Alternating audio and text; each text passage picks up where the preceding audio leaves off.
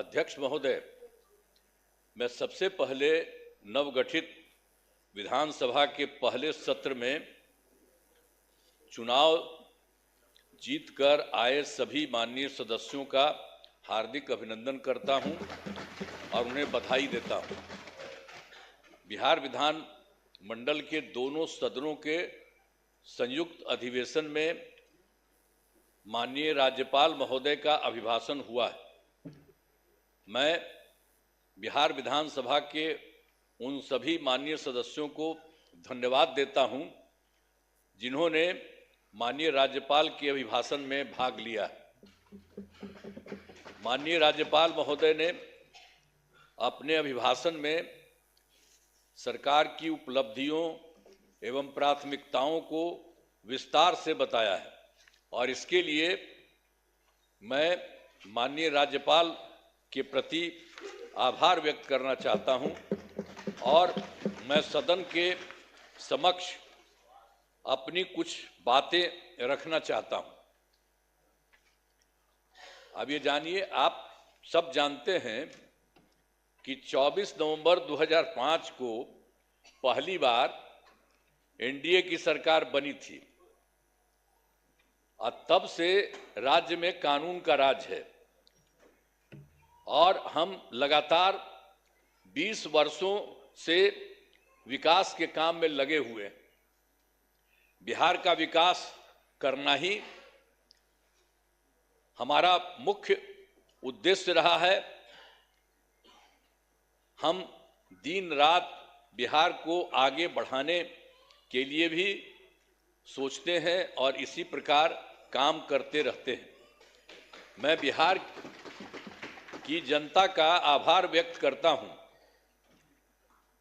कि उन्होंने इस बार के विधान सभा चुनाव में बढ़ चढ़कर हिस्सा लिया और एनडीए गठबंधन को भारी बहुमत से विजयी बनाया है। शुरू से ही बिहार के विकास का काम हो रहा है। अब किसी प्रकार के डर एवं भय का वातावरण नहीं है। राज्य में प्रेम, भाईचारा एवं शांति का माहौल है। पहले कितना हिंदू मुस्लिम झगड़ा होता था, इसलिए वर्ष 2006 से ही कब्रिस्तानों की घेराबंदी शुरू की गई है। अब बड़े पैमाने पर कब्रिस्तानों की घेराबंदी की जा चुकी है। अब कोई झगड़ा झंझट नहीं होता है और वर्ष 2016 में 60 वर्ष से पुराने हिंदू मंदिरों की घेराबंदी की गई है और जिससे चोरी आदि की घटनाएं नहीं होती हैं। यह सब काम करवाया गया है जो भी था शुरू से ही। और सर्वप्रथम शिक्षा एवं स्वास्थ्य के क्षेत्र में विशेष ध्यान दिया गया है। हम लोगों ने बड़ी संख्या में नए स्कूल खोले और नियोजित शिक्षकों की बहाली की। लड़के लड़कियों के लिए पोशाक एवं साइकिल योजना चलाई। बिहार लोक सेवा आयोग द्वारा 2,58,000 सरकारी शिक्षकों की बहाली की गई है और वर्ष 2006 में 3,58,000 नियोजित शिक्षक बने थे, जिसमें से बिहार लोक सेवा आयोग द्वारा 28,976 1976 सरकारी शिक्षक बन गए। और फिर सरकार ने तय किया है कि नियोजित शिक्षकों को बीपीएससी की परीक्षा देने की जरूरत नहीं है और उन्हें मामूली सी परीक्षा लेकर सरकारी शिक्षक बनाया जाए। तो इनके लिए उन्हें 5 मौके तय किए और अब तक 3 परीक्षाओं का आयोजन हो चुका है, जिसमें 2,62,000 नियोजित शिक्षक पास हो गए हैं। अब केवल 77,000 शेष बच गए हैं और उन्हें 2 मौके और दिए जा रहे हैं। अब कुल मिलाकर सरकारी शिक्षकों की संख्या 5,20,000 हो गई है। 5,20,000 हो गई है। स्वास्थ्य सेवाओं में सुधार किया गया है। पहले स्वास्थ्य व्यवस्था बहुत खराब थी। प्राथमिक स्वास्थ्य केंद्रों में इलाज के लिए प्रति माह मात्र 39 मरीज ही आते थे और आते थे, यानी प्रतिदिन 1 या 2 मरीज आते थे। पहले यही होता था। इतना ही बुरा हाल था उस समय का, केंद्र के समय में जो हुआ था। तो उसी को हम लोगों ने आगे किया। वर्ष 2006 से अस्पतालों में मुफ्त दवा और इलाज की पूरी व्यवस्था की गई। अब प्राथमिक स्वास्थ्य केंद्र में हर महीने औसतन 11,600 मरीज आते हैं। पहले मात्र 6 मेडिकल कॉलेज थे, अब जिनकी संख्या अब 12 हो गई है। अब शेष सभी जो है 27 जिलों में नए मेडिकल कॉलेज बनाए जा रहे हैं और इन्हें शीघ्र पूरा कर दिया जाएगा। ये बहुत तेजी से काम हो रहा है, तो सब चीज हो जाएगा, पूरा कर दिया जाएगा। अब पटना मेडिकल कॉलेज एवं अस्पताल को, अब जो हम लोगों ने पहले था उसके लिए कितना अच्छा सब काम किया। तो जो पहले वाला पटना मेडिकल कॉलेज अस्पताल था उसका हम कितना जा करके देखते हैं, कितना घर बनवाया गया है। सब जगह हम बराबरे न जाते रहते हैं। को 5,400 बेड तथा 5 पुराने मेडिकल कॉलेज को 2,500 बेड का किया जा रहा है। अब साथ ही Indira Gandhi institute of medical science तो भी था, तो उसको भी हमने पूरा का पूरा खूब खेल करके किया है। अब उसके लिए भी हम 3,000 बेड का जो है बनाया जा रहा है। तो एक एक तरह से सब जगह का काम किया जा रहा है पहले ही से। और राज्य में सड़कों, पुल पुलियों या निर्माण कराया गया है। राज्य के सुदूर क्षेत्रों में 6 घंटे में पटना पहुंचने के लक्ष्य को वर्ष 2016 में पूरा कर लिया गया। जो हम लोग किए थे सड़क और पुल पुलिया, वो सब बनवाए थे, तो उसी में था जो दूर से पटना आने में हुआ था 6 घंटे में पटना पहुंचने के लक्ष्य को वर्ष 2016 में पूरा कर लिया गया। अब जो है राज्य में बड़ी संख्या में सड़कों और पुल पुलियों, रेल ओवर ब्रिज, बाईपास एवं एलिवेटेड रोड का निर्माण किया गया है, जिससे लगभग 5 घंटे में सबसे दूर वाले क्षेत्र से पटना पहुंचना संभव हो गया है।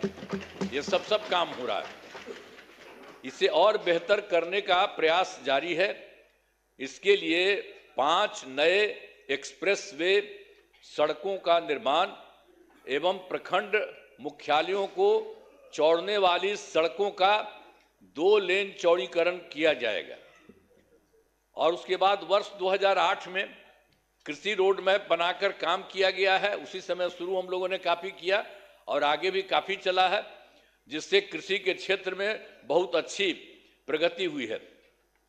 अनाज, फल, सब्जी, दूध, अंडा, मांस और मछली उत्पादन काफी बढ़ गया है।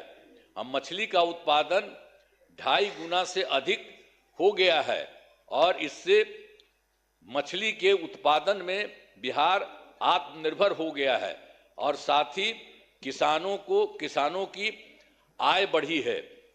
वर्तमान में चौथे कृषि रोड मैप जो हुआ वर्ष 24 से 2025, उसी को हम लोग करवा दिए। जो शुरू हुआ था 18 में, तो 12 तो शुरू था और उसके बाद और बढ़ाए 5, और एक बार और 5 से ज्यादा बढ़ा और उसके बाद फिर बढ़ा दिए। तो इतना ज्यादा काम हो रहा है, इसलिए आप लोगों को सब चीज हम बता दे रहे हैं कि काफी काम हुआ है। तो हर तरह से सब जगह से हो रहा है पूरे तौर पर। अब जो कुछ भी हो रहा है इसके लिए हम लोग पूरा का पूरा काम हो रहा है।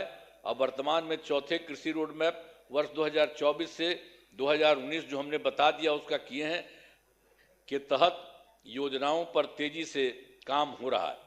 और वर्ष 2015 में 7 निश्चय के तहत आर्थिक हल, युवाओं को बल, आरक्षित रोजगार, महिलाओं का अधिकार, तीसरा हर घर तक बिजली, और चौथा हर घर नल का जल, पांचवा हर घर शौचालय, छठा टोलों को पक्की सड़कों से जोड़ने, तथा सातवां अवसर बढ़े आगे बढ़े का काम किया गया है। और वर्ष 2018 में ही हर घर बिजली पहुंचा दी गई है। सरकार द्वारा शुरू से ही बहुत सस्ती दर पर बिजली दी गई है, और अब जो है अब लगभग सभी घरेलू उपभोक्ताओं को बिजली मुफ्त दी जा रही है, अब कुछ नहीं है। और उसी के बाद सरकार की तरफ से उनका जो घर है, उनके इच्छुक लोगों के घरों पर सोलर लगवाए जाएंगे सरकार की तरफ से, उनको बहुत फायदा होगा। ये सब काम किया जा रहा है। और वर्ष 2020 में 7 निश्चय 2 के तहत युवा शक्ति बिहार की प्रगति, दूसरा है सशक्त महिला, सक्षम महिला, तीसरा है हर घेर तक सिंचाई का पानी, और चौथा है स्वच्छ गांव, समृद्ध गांव, सोलर स्ट्रीट लाइट, पांचवा है स्वच्छ शहर, विकसित शहर, और छठा है सुलभ ये संपर्कता, तथा सातवां है इसके लिए स्वास्थ्य सुविधा, टेली मेडिसिन एवं बाल हृदय योजना।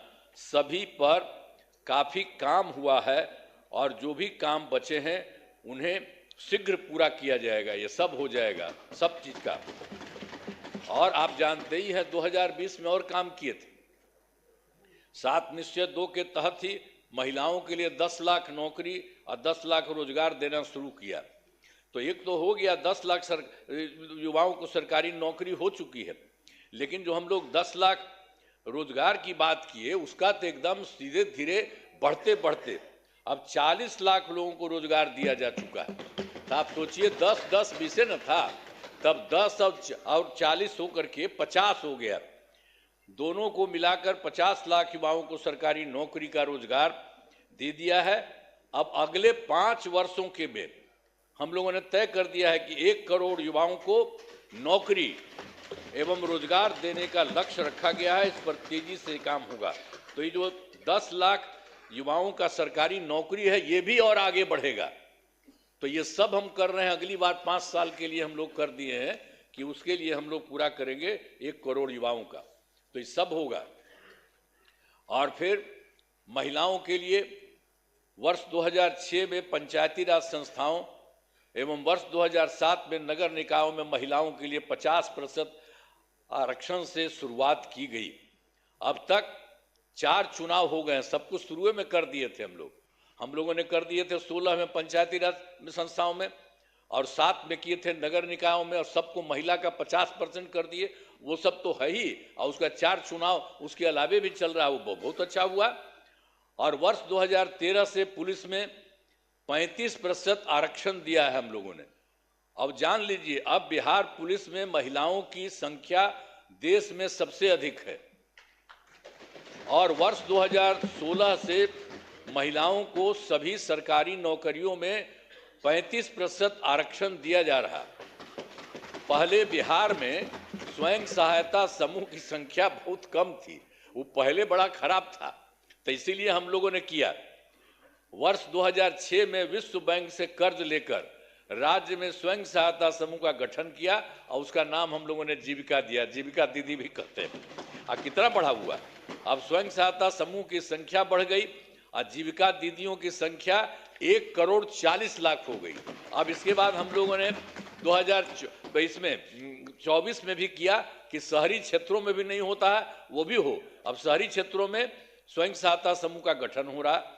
अब जान लीजिए कि इसमें लगभग 4 लाख और 34,000 जीविका दीदियां हैं, और इनका गठन लगातार और भी बहुत तेजी से काम हो रहा है शहरी क्षेत्र में भी। तो ये सब काम हो रहा।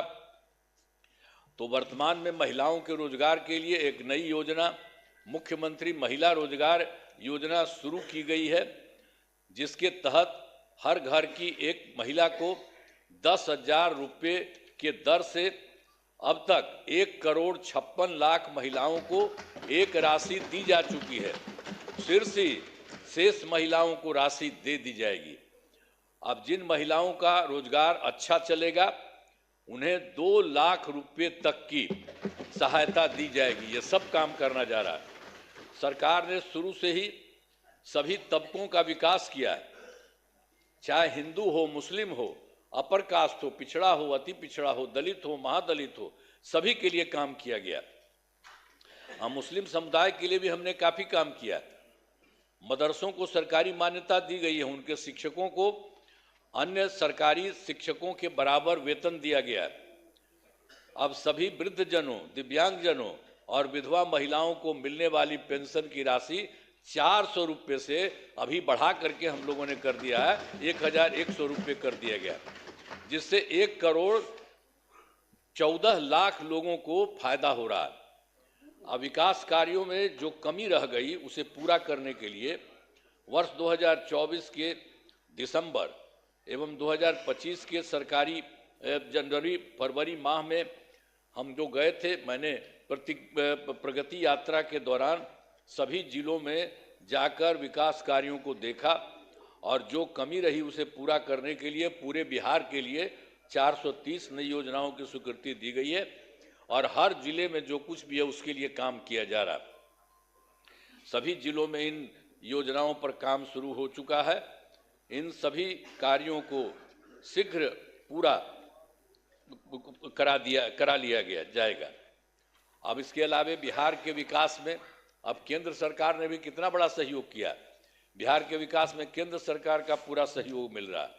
जुलाई 2024 में 24 के बजट में बिहार को विशेष आर्थिक सहायता के रूप में सड़क, उद्योग, स्वास्थ्य, पर्यटन, बाढ़ नियंत्रण के लिए बड़ी राशि देने की घोषणा की गई है केंद्र सरकार के द्वारा जुलाई 2024 में।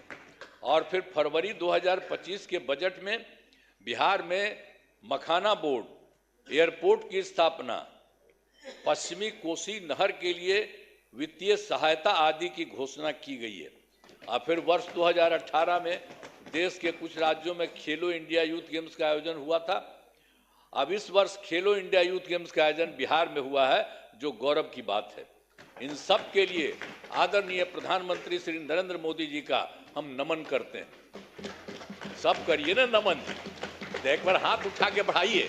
तो सब काम किए, सब कुछ कर रहे हैं। आप लोग काहे नहीं करते है? आप लोग भी करिए, सबके लिए काम कर रहे हो सब तरह से। तो इसीलिए हम आपको कह रहे हैं। तो इसके लिए आदरणीय प्रधानमंत्री श्री नरेंद्र मोदी जी का नमन करते हैं।